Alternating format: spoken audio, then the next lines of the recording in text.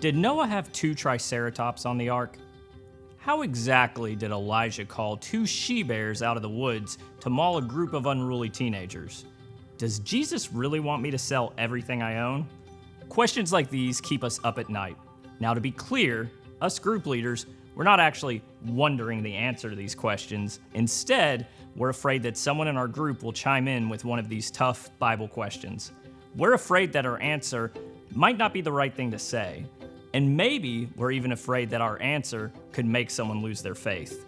I've got good news and bad news. Bad news first. The Bible is a really big book, and there are thousands, maybe millions of questions that people in our groups can bring up.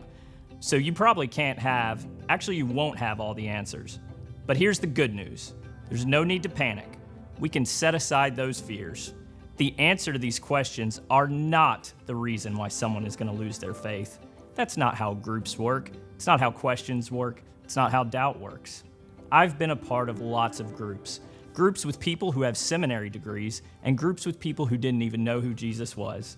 Here are 4 easy ways to manage the tough Bible questions.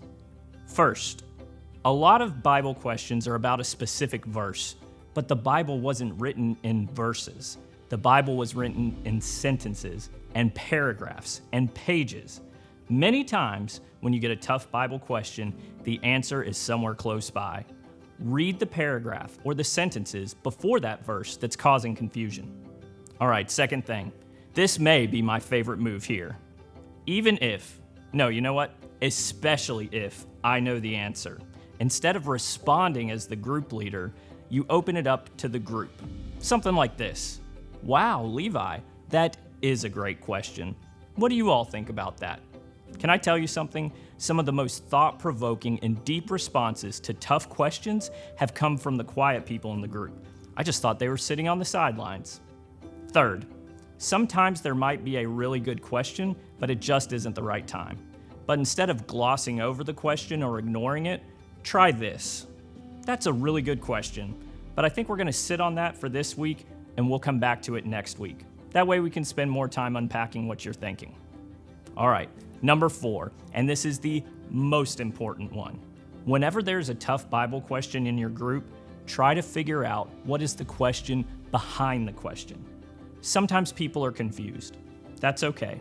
We can clear those questions up. Sometimes people are interested in Bible trivia. Don't spend too much time on that. But sometimes people are curious, and this is where we lean in. Let's go back to that very first question.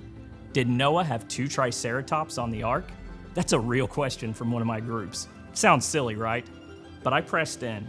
I said, I get the feeling that you're not just asking if there were a pair of 3-horned ceratopsian dinosaurs on a boat. Maybe your concern is that some of the Bible doesn't really fit with how you understand the history of the world. Yeah, something like that, they said. So I replied, maybe what you're asking isn't, are there dinosaurs on the ark?